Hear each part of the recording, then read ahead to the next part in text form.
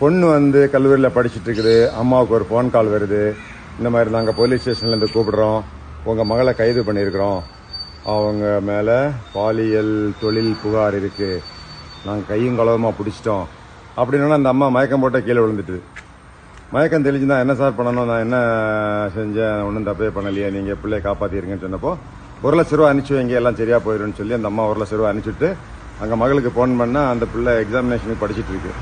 இந்த மாதிரி ஒரு செய்தி இன்னொரு தாயாருக்கு வந்திருக்கு, உங்கள் பொண்ணு மேலே போதைப் பொருள் கடத்தல் வழக்கில் கைது பண்ணியிருக்கோம், நீங்கள் வேணா அந்த பொண்ணுகிட்ட பேசுங்கன்னு சொல்லி அந்த பிள்ளை அழுகுது, ஏதோ ஒரு பொண்ணு அழுகுது, அந்த மாதிரி காட்டுறாங்க.